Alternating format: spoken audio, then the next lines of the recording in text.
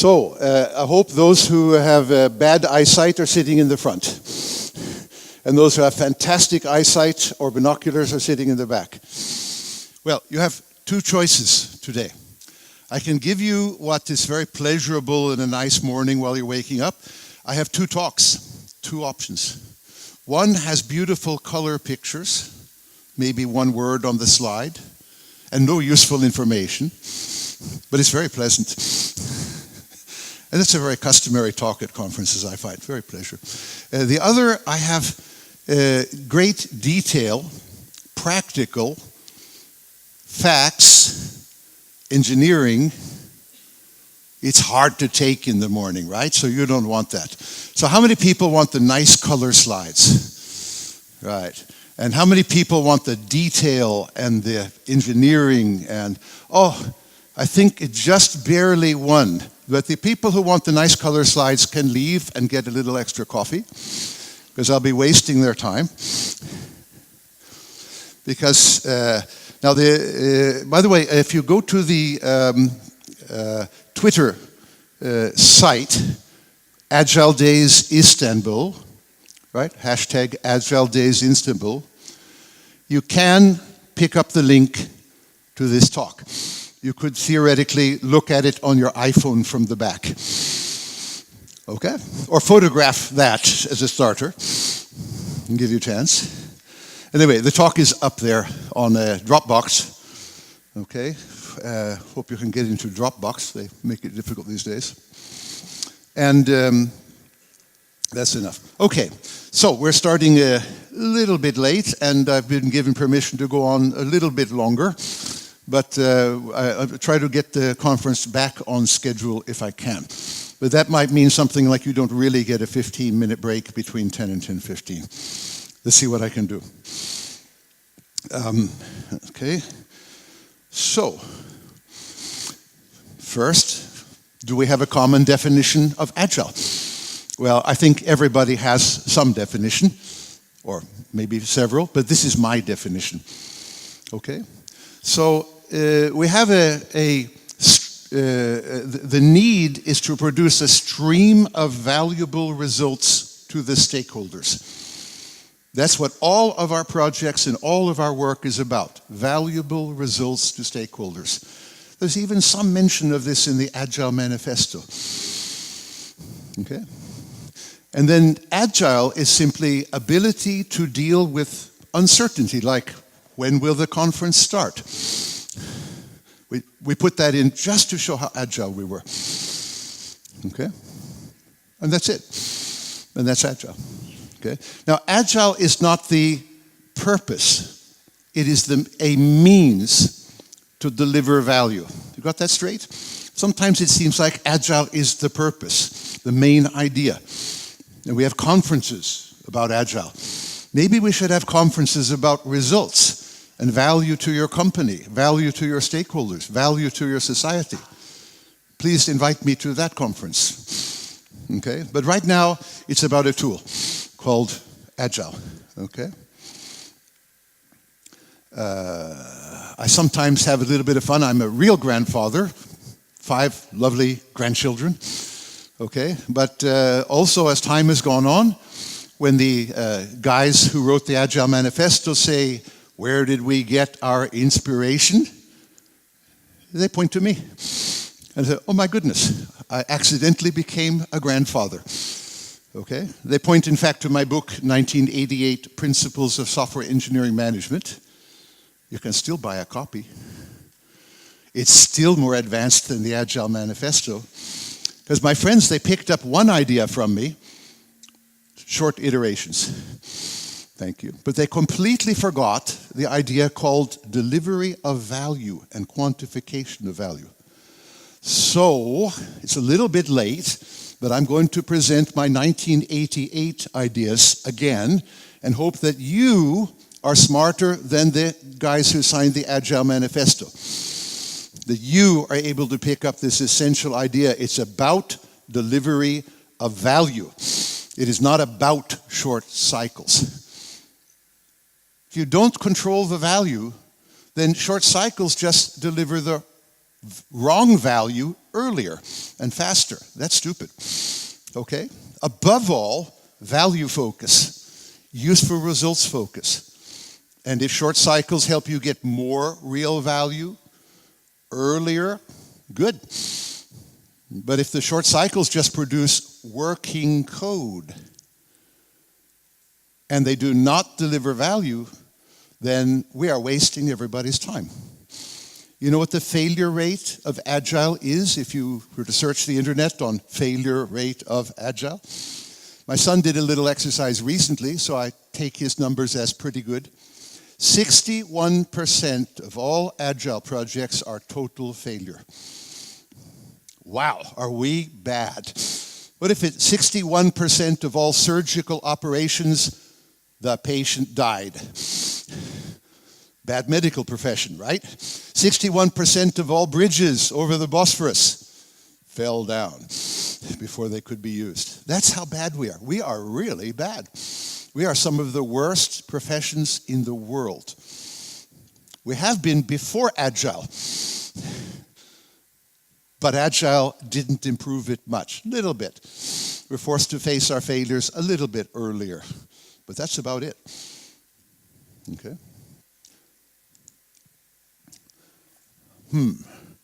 I'm going to, especially in my talk at 3 o'clock this afternoon, I'm going to go into some detail on an Agile method from the 1970s called Clean Room, which is a perfect Agile method because it always delivers high-quality military and space projects on time, under budget, every time. That's what I call perfect project management. Now, how many of you know about Clean Room and what it can do? Don't see any hands going in the air, but I just taught you 2 days ago, huh? Yeah. Okay. Now, now, the good thing is I'm old enough to remember it very well. So I am your chief tribal elder, okay? I'm going to remind you, we actually know some fantastic, powerful, Agile practices, but nobody's teaching them. They're not being taught in Scrum, for example, or any of the others. Okay, so I'm going to remind you that we actually have very successful practices, and maybe we should relearn them. Otherwise, we will keep on failing until we learn about them. Okay, so I'm today, I will get into particular detail at my talk at 1500 hours about Clean Room, but I'm just mentioning it now in this context. So, that's my job. I'm an old man. I'm 77. By the way, I fully intend to be holding talks like this for another 25 years.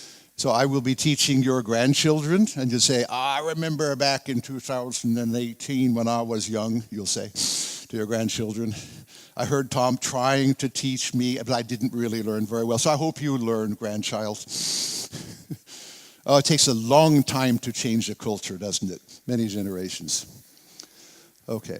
Let me introduce David F. Rico. And in fact, his website you'll see later, but it's davidfrico.com. Fantastic source of Agile information. Okay? Not least quantitative information about the return on investment, the profitability of different methods, including Agile. I'll show you a sample of that in one slide later. Okay, you want facts and figures, how bad Agile is or how good Agile is compared to everything else? David F. Rico is your man. But he also did wonderfully deep analysis of Agile and Lean, my theme. Okay, now I'm not going to go through all of this. I'm just giving it to you. You might use it in certain contexts or reuse it. But it does show relationships of Agile and Lean and different activities. And I want to show you such a systematic buildup. Here's another one. Here's some Agile, 12 different points. What do we do, how we do it, and what the result is. That's an interestingly complex picture. Okay? It's not just 3 things here and 3 things there like Scrum training. got 12. That's 9 more than you are considered mentally able to think about in the Scrum training. Simplified, 3, because after all, you are so stupid you cannot understand any numbers beyond 3. Somebody thinks. I think you're better than that. I think you can understand 100 times 100 problems. I'll show you how. Okay? I don't think 3 is your limit. But again, a very nice, rich picture of Agile and what it's doing compared to many presentations. Okay? Rico goes on. A nice, rich picture of what's wrong with Agile. Maybe you know, maybe you've experienced. Maybe it's about time you found out. I was working for a bank in the British Isles. The top management said, we're not just going to do Agile in IT, we're going to do it in the whole bank. And they commissioned me and my son to come and give them a briefing, the board of directors, on what are we getting into. We know, everybody knows we said we're going to go Agile, but honestly we don't know what it is, except it's the latest management fashion. So I gave them that, and I said, this is what you're getting into, all these problems. Oh, all these problems? Nobody told us about the problems, they just told us all the nice things. Very important to learn from history. What are the problems? Plan for them, organize for them, of course. No, every method has its good and its bad sides. This is the bad sides. Oh, okay. These are the sales points. These are the good sides. Okay, nice to have a systematic list there too. If it were me, and David's very close to me here, I would quantify all of these, exactly how bad they are. I'm sure he can too. I'm sure you'll find the information on the internet. But right now, in one-page summary, we just keep to the words. I'll talk more about quantification of nice-sounding words later. Okay. So this is a rough outline of what I'm going to try to cover. There's my son Kai, who is my favorite apprentice and disciple. But I'm hoping that many of you will also become disciples. That is, you will take the ideas, implement them at your work, and maybe one day in your work, and maybe later teach them, spread them. Okay? I can't do it alone, but it's amazing what I can do with the help of just one person. We'll meet a person later. His name is Eric Simmons at Intel. He went to a conference like this and heard me hold a talk like this. And he cornered me, as I hope some of you will. I'll be around all day. Okay? And he said, your methods sound interesting. Would you have breakfast with me and my little team of people? Talk some more? We did. It turned out Eric then went to Intel in Portland, Oregon, and he started 17 years of implementing my methods for 20,000 engineers. I'll show you some of the results in this lecture. Now that's amazing, right? One person like you might just go to maybe a big European company, maybe like Siemens or Volkswagen, and spread the message there to 100,000 people. Imagine that. Imagine the power of one person sitting in the audience spreading the message to the world. I hope some of you have that ambition, because that's how we're going to change as a culture. One people will go and change many companies, many universities. We're working on it in Turkey already, right? Already had invitation to continue the conversation. Okay, and I'm going to help. Okay, but it's hard work. It's going to take time. Okay. By the way, that I'm going to go into more detail about that cycle, which is our Agile cycle, which we call the value management process. One of the major concepts that is missing from conventional Agile teaching is the idea of multi-dimensional control. What does that mean? Well, it means if you have 10 qualities like security, privacy, low technical debt, reliability, and 10 more, you can manage all 10 of them at the same time. It's like juggling 10 balls and none of them drop. Okay? Right now, we don't manage any of these. The nearest, for example, the Agile Manifesto comes is it mentions working software, which actually means not too many bugs. And that's it. There's no mention of any other quality. No security, no technical debt, no reliability, because reliability is not the same as having few bugs. It's how often the bugs occur that counts. Engineers call it mean time between failure. Quite different. One bug can give you a problem 1,000,000 times a day. Okay?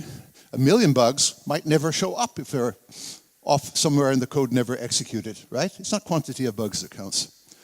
Okay, so big idea, how to manage many concerns at once. Something Scrum and the other Agiles do not teach, and my good friends did not learn, because it was in the 1988 book with a vengeance, as you easily can see. Okay, here's just another diagram of the same thing, but on the left-hand side, we're bringing out the point, multiple costs, like capital costs to build the project, but then recurrent costs every year to maintain it.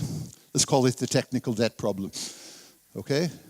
And then there are human beings. How many trained people of certain skills do you require? And then there's time.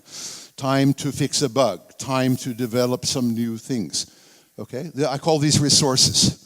We need to manage multiple resources, immediate, while the project's being done, and later, when the project is in operation. We need to manage those all the time. No information for doing that in normal Agile training. But the real world is very interested in money, time, and people, you may have noticed. Okay? But we need technology to do it. And we're doing it while trying to achieve these multiple quality and values. And we're pushing to get better than the competitor, better than other countries. We're pushing for state of the art and beyond. And so the pressure on resources is tremendous. What happens? Well, when the deadline's there, we deliver, no matter how bad it is. Of course, nobody is measuring how bad it is. They will find out, but we will declare success on the project. That's called cheating. Here. Now, it doesn't matter whether you can read it in detail or not. You want to read it in detail, get the slides. But I'm giving you absolutely real example of a multinational bank, in this case, the London office, but it's not a British bank. In one single day, the first day of the project, quantifying and stating their top 10 most critical reasons for doing the banking project. This bank had used 3 months of international meetings, never deciding what the purpose of the project was. Yes, just debates and talk. And the director of this, Barney Walker, was getting very tired of it, and he picked up this simple idea, which I'm giving you, top 10 quantified one day, beginning of project. And he just got his team in from New York and all over Britain and other places, and he said, this is what you're going to do today. End of day, you will have quantified the top 10. Quantified means precise, not management bullshit like we're going to have a much better trading system for the bank. These are, you see, numbers on scales of measure. These are the priorities, the top 10. We have prioritized, we have quantified. I believe all projects, all of your projects, should start with this. The first day, decide on your top 10 priorities with the powers that be, right, the managers, and quantify them so nobody can misunderstand. Now, quantify doesn't mean chiseled in stone, like the hieroglyphics. Quantified means easy to change as you learn, so it's agile. But it does mean a clear idea to begin with, to learn from, whether you need more or less. Got it? Many people react to the idea of quantified like, oh, it's too early to decide and finally fix it. Isn't that Big Bang waterfall? Said, no, this is agile start. Okay? And the numbers permit us to be agile and encourage us to be agile. I'll get more into that in detail. Okay? How many people do anything like this? The first week of a project, they quantify the most critical objectives. Good. People I need to meet and talk to. Okay, but not many. Okay, many of you, I'm sure, use weeks and months and then still never get this level of clarity. Okay, you're too busy with all the user stories and use cases, which are a lower level of thought, if you think about it. Okay? And in fact, these top 10 things, they are always present. They're on a slide with the managers. The good things if you approve and give budget to this project. Better security, better privacy, better speed of reaction for the customer. What is that? It's called management BS. You know what BS stands for? Do I have to translate it? Get impolite? Bullshit? Huh?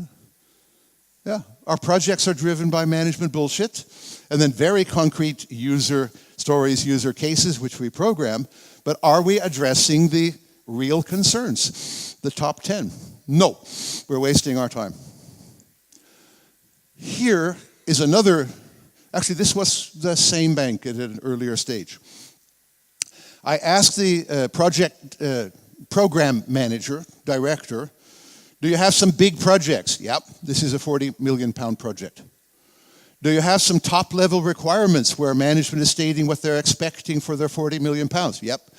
Can you show it to me in 5 minutes while we're sitting in a 1-hour meeting? Yep, and this is what I got. Maybe you recognize this stuff because it's all over the place in every project. It's the management bullshit level. What's the problem? Well, actually, we have measured it. There are about 100 ambiguous, unclear words here. In other words, nobody can possibly understand what it says. Half of it is not requirements at all. It's architecture and design, which has no business being there. It's too early. You cannot decide architecture if you do not have clear requirements and constraints. Okay? I actually got the directors to count all the unclear things. They found about 20 unclear things, each individual, immediately in a few minutes. But the normal individual only finds 1/6. So multiply 20 times 6, okay? And you get an estimate of how many things that cannot be understood here. But this is what the director said, this is what we do. This is our culture. This is what we've been living with since I was a young man here. Okay? What can we do about it? I said, well, we only had 20 more minutes of our 1-hour meeting. So I said, pick something simple, and I'll show you what we can do in the remaining 20 minutes. So he picked improved development environment. You see that here, right? And in 20 minutes, I did this with a little bit of help from my friends. Now what you're looking at is an example of my planning language, also called Planguage. It is a language for requirements and for architecture and for project management, and I'll be showing it to you. It's my lifetime work, you could say. I've been doing it for decades. At Intel, 20,000 engineers have chosen themselves to go on a 3-day training course on how to do this. Because it's the best way they've found in the last 17 years. Intel's a very smart worldwide corporation. They know everything going on in methods in the planet. This is the chosen method. From Intel, we jump to IEEE, the standards organization. They have chosen this as their teaching method for requirements now. Just about to go live. Okay, the standard, the best they know. What's happening here? Well, you can read it or not read it. I'll give you more examples of it. But basically, we have taken an idea which starts out as improved development environment and said, which environments? In this case, we've chosen part of the environment, the architect. Okay? And improved, how much is that? Well, we decided, they said it takes 15 days to do this draft architecture process. What about becoming 10 times better as a requirement? Sounds nice? Okay, so let's try it. Let's see if we can find a way to get there. Okay? Now we've made a decision, but it doesn't say improved, it says 10 times better. It doesn't say just environment, it says the architecture, draft architecture environment. It's getting very specific now, isn't it? Very much clearer, very much more unambiguous. No bullshit level. In 20 minutes. For some of you, the brightest among you, what I've told you is enough. Using these slides, you could do this. But I'll be going on and on twice today and offer you some books on the subject for free and papers, and maybe you can teach yourself that way, okay? Maybe one day the universities will teach these subjects, as indeed they should, okay? I get really worried. The business management schools worry me most because they teach the managers bullshit, the other side of the unbalanced scorecard. They teach them the bullshit, but they do not, they teach them to quantify all the financials. They do not teach them to quantify any of the qualities. No business school does. I really dislike that. Big fault at business schools. And see, business schools are the source of our managers. That's the problem. Okay. How many people here went to a business school? Just told there are a lot of managers in there. Okay. About 1/5 or something like that. Okay, so if your business school teaches quantification of all qualities, tell me. I want to find the one business school in the world that does this. Okay. Okay, so what has this got to do with lean and agile? I've got a little summary of every section here that is summarizing why is what I've taught good for managing, why is it good for lean, why is it good for agile, and if I had enough time, I would go through this and spend 10 minutes and explain it. But I think I'll skip exactly these slides, and you can use them as summaries later to say why is this connected to lean, agile, and managing. Okay, so we move on.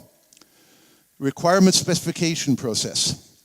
Before requirements is a stage called stakeholder analysis. What are stakeholders? Well, they hold the stake. That means they have requirements. That means they are the sources of requirements. Okay? Now, let's see. Agile. User story, use case, satisfy the users and customers. That's Agile Manifesto, right? What about stakeholders? Not there in the culture. You go to people doing serious software, even, military and space, they do stakeholders. They've been doing it for decades. They've learned a long time ago there are many stakeholders. They are powerful and critical. If you forget them, your project is doomed to fail 61% of the time. Where did I hear that number before? See? Okay, so here's something we need to bring into Agile, not just users and customers. We need to grow up a little bit, mature like the space and military people. We need to analyze stakeholders and their requirements first. You need to change your development process so you have a stakeholder analysis process. How many of you have today a stakeholder analysis process? Okay, like to talk to you guys, like to see what you're doing. I've got lots of additional information about stakeholder technology for you. Okay, maybe we can improve even the processes you have, but that was, I saw about 3 hands and then the light is blinding me, so maybe I didn't see a few more. So most of you are not, how many people say, no, we analyze users and use cases, but really not stakeholders? How many people honestly are in that mode? You do not analyze stakeholders. I'm expecting most hands to go. How many people can raise their hands? Okay, so how many people do not analyze stakeholders in a reasonable way? Not, let's be honest. Nobody's going to tell you on you. Something's wrong here. There's nothing in between not analyzing and analyzing. Okay, all your hands should be going up. All right.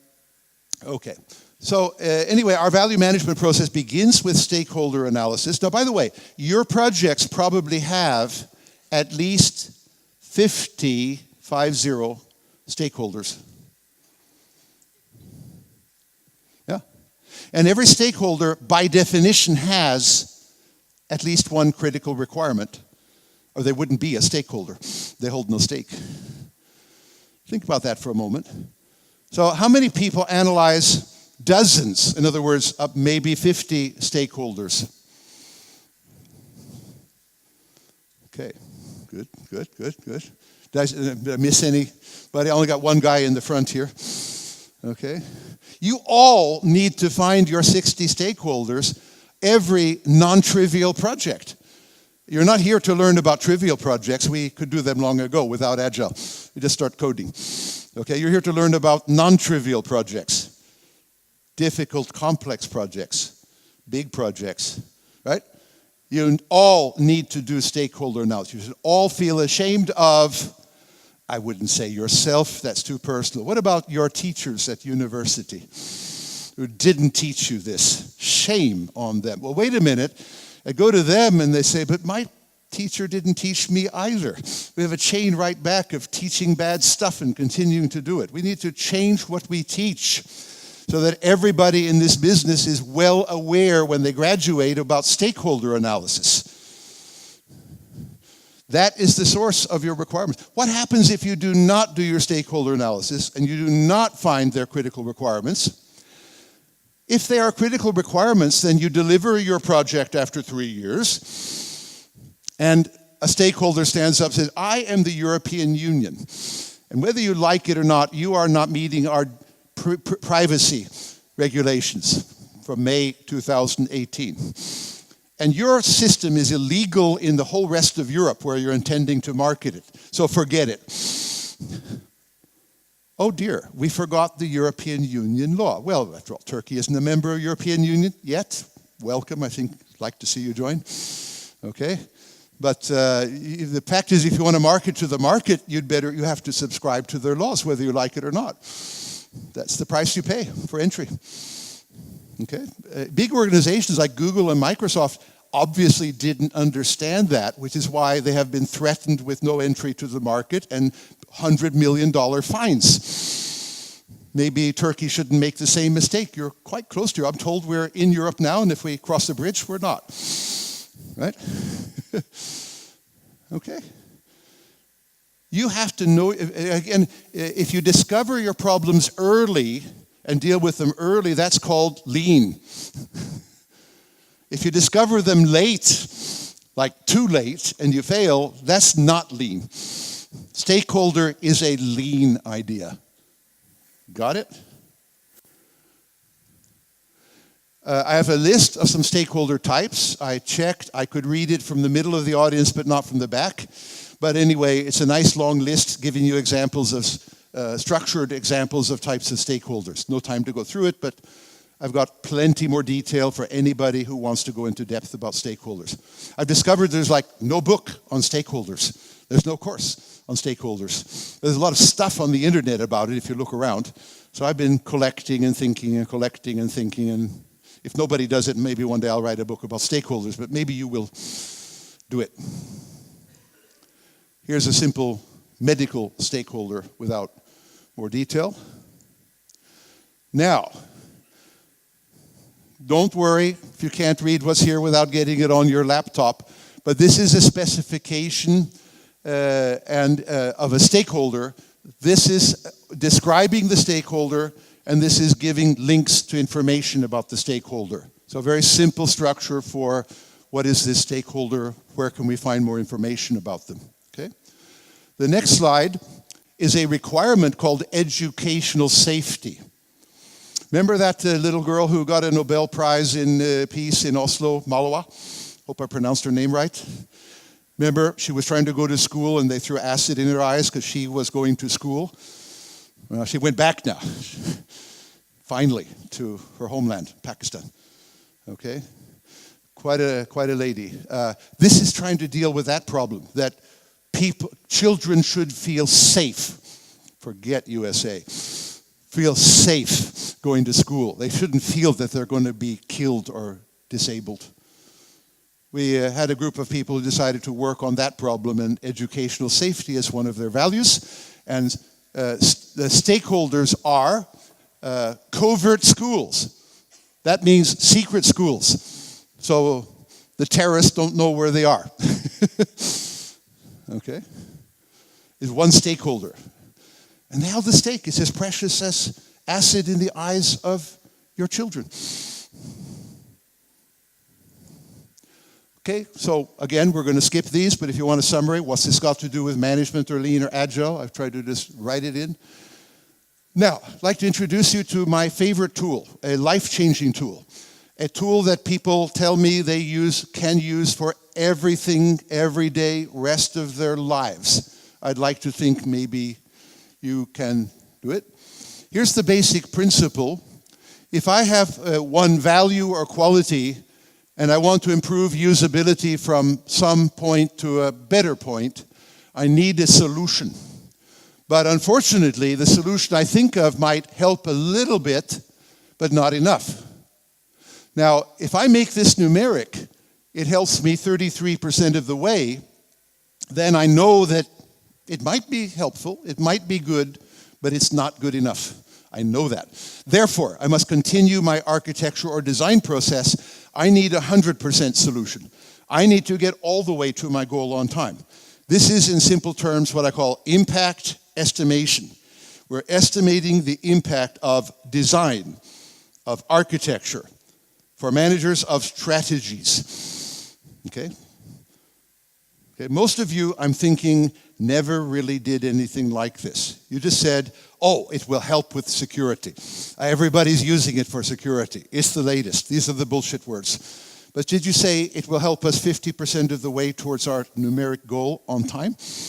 That's impact estimation.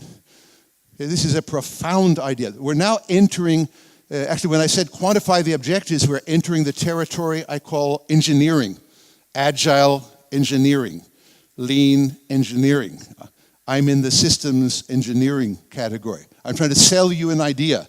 We should also do engineering because that's what's necessary for complex, large-scale projects of any kind, anywhere, but software people are a little bit slow compared to bridge builders, okay? Passing through the Roman aqueduct, you're reminded of some old engineers who did some magnificent stuff around here, still standing. Okay, not to mention the Hagia Sophia Cathedral or museum, as it now is, with Viking inscriptions, in case you didn't know, from Halfdan from the 8th century. We saw that. Okay, we live in Norway, so we're very proud of the Viking kings who came down here, tried to conquer Constantinople, but didn't quite make it. They got back alive. But they left their inscription in the Hagia Sophia Cathedral. Second floor, balcony, I have a picture of it. Okay, so here is an impact estimation table using a tool, but you can use any spreadsheet, it's perfectly good. We've been doing that for many years. On the left-hand side here, we have 3 quantified values or requirements. We could have 10 or 100. We have 1 resource idea, method implementation cost. We could have 10. So these are our requirements.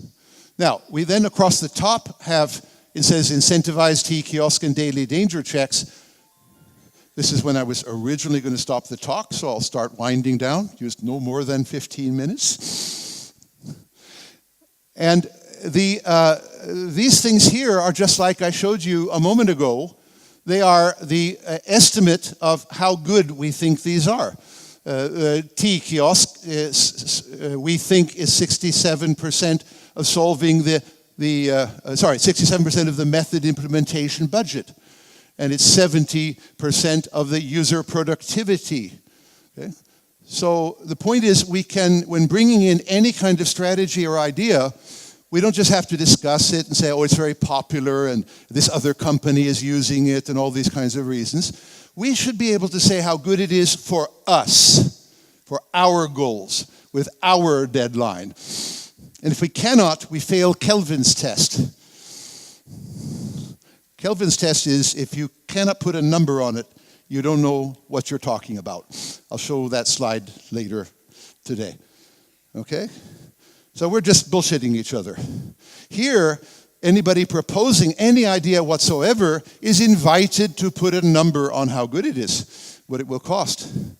Invited to give evidence for that number and a source So we can quality control that number, and a plus-minus uncertainty for the range of number. You see where we're going? This is a very sophisticated method for thinking about many requirements and many designs at the same time. Now we have achieved a method for going beyond the number 3.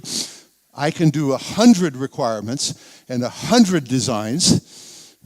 And since it's digital and since it's writing, I am not dependent on the human brain's capacity for numbers of 7 plus or minus 3. That's just bullshit. When you write it down, you can have very large models. We can also have hierarchical models to model the greatest complexity you can imagine of any corporation or nation or groups of nations like NATO. Okay, that kind of thing. So think about this tool. It's again, it's the detail of how to do it is described in the books and papers. Some of you are so smart, you can do it right now, just if I ask you to do it. But I've done that before. Just present it roughly, so if we start doing it, it works. It's a very simple idea in principle. Put a number on how good your idea will be for your requirements. What could be simpler? And if you cannot do that, you fail Kelvin's test. Means you don't know shit. Maybe you should admit it to yourself. As Kelvin said, you should admit to yourself that your knowledge is of a meager and unsatisfactory kind. Now, so how many people do impact estimations? Hope to meet you, right? And the question is how well you do them and how extensively and, But we're not talking about cost estimations. That's one estimate. I'm talking about value and quality estimations. That's where people do not do it. Everybody does some kind of cost estimate. That doesn't count. How many people do value and quality numeric estimations? Good. But that's still only 10 people out of 500. Okay, so now we have the percentage not doing these kinds of methods. Maybe I'm here a few years from now, more hands will go up. Okay, we need to change the culture. Here's a real table from US Department of Defense. I don't have time to comment it a lot, but I thought I'd show you a real table. The General Polici, in charge of this, says this was the best planning method he had ever learned, and he went to West Point and learned planning. Top managers love this a lot. It gives them a chance to manage the complexity that management has to manage. Everything in systems. It is not limited to IT or programming. It works at any level, including IT and programming, but it works at the top level of an organization. Remember, all of your projects are serving organizations or groups of people. Okay? And you have to think about the whole picture. Here is just taking the spreadsheet or the tool and presenting even simpler, bar chart. Big bar charts indicate either big values or big costs, and we can automatically sort them. What is the use of automatically sorting these by value and cost? We prioritize those things with highest value to cost, right? Why would we do that? Because we're agile. Because we are going to do the highest value to cost on the next sprint. How do we do it now? Oh, we have a product owner who magically, without any data about your requirements even, decides what to do. How nice, how cute, how childish. What can I say? I think you ought to compute what the next step should be. This tool and spreadsheets compute the step with the highest value to the lowest cost with the lowest risk automatically. Automated product owner, I call it for fun. Automated product owner. See, now we are many levels above the childish culture of Scrum. I say that intentionally hoping to insult or rattle your feathers a little bit. After all, that's what keynote speeches are supposed to do. But I'm dead serious. It's childish, it's embarrassing that grown people do this Scrum stuff in public. There should be a law against it. You're destroying society. I mean, here, only 19% total failure. That's the best Jeff Sutherland will say about Scrum. That's terrible. It's embarrassing. What about 0% failure, like I would like you to do with these methods? Zero. No failure. How many people are quite happy to fail 1/5 of the time? How many people would like to fail none of the time? Yeah, I mean, the others can't raise their hands now. You should get out of here. You're wasting your time. But you'll get out soon enough, okay? So, moving around to the other parts of the process, our development. This is coding and testing if you're doing software. Deliver, that's integrated into maybe an older system, making things better, hopefully. Measure is what really happened. I mean, you estimated you'd get this result at this cost. But feedback means you got this result, less than you expected, at this cost, a lot more than you expected. Oh dear, what can we do with that?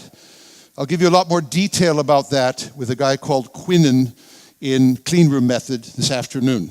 But basically you have to be agile, you have to re-architect at each sprint to fix the problem that it costs too much and gives too little. And that's how you always succeed with 0%. Okay. So here's the whole picture with some names like business analyst, architecture, engineering. Here is our Scrum Cycle. Notice what Scrum is missing. The control. The management is missing. Okay. Scrum, as taught to IT people, forget the fact that Scrum can and is taught at a higher level. But Scrum at the IT level, it's, I would simplify to say it's about programming and coding. And some people are quite happy to deliver code even if they fail and deliver no value.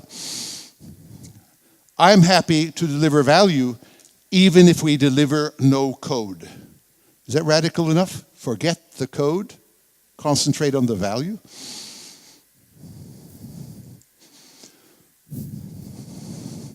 Have to look at my watch, got 5 more minutes. Here's how I believe in starting Agile projects. I use a 1-week startup. And day 1, I already showed you. Quantify the critical top 10 objectives. These are your guidelines. These are your navigation instruments for the rest of the project. These are what counts, what is important, what is prioritized by management.